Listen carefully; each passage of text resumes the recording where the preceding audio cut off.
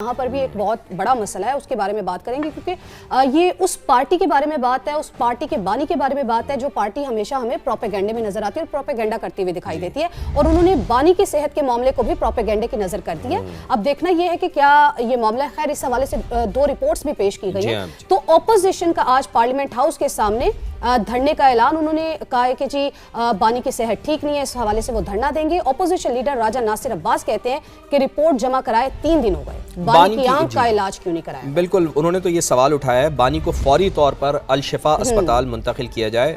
इस्लामाबाद का बड़ा अस्पताल है। वो कह रहे थे कि 80% जो उनकी बिनाई है वो चली गई है। बिल्कुल, मेडिकल मुतालबात ना माने गए तो उठेंगे नहीं, यानी कि जो एहतजाज किया जा रहा है वहाँ से नहीं उठेंगे।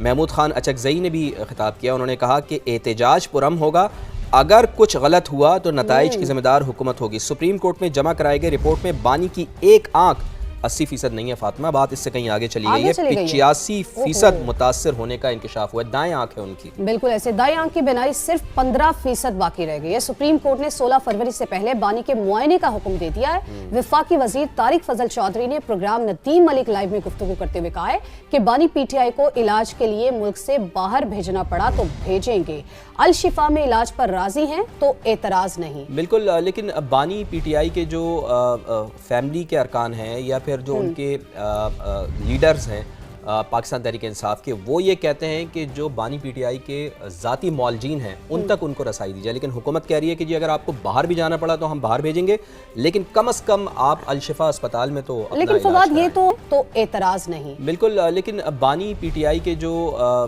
फैमिली के अरकान हैं या फिर जो उनके लीडर्स हैं पाकिस्तान तहरीक इंसाफ के, वो ये कहते हैं कि जो बानी PTI के ज़ाती मौलजीन हैं उन तक उनको रसाई दी जाए। लेकिन हुकूमत कह रही है कि जी अगर आपको बाहर भी जाना पड़ा तो हम बाहर भेजेंगे, लेकिन कम से कम आप अल शिफा अस्पताल में तो लेकिन फवाद ये तो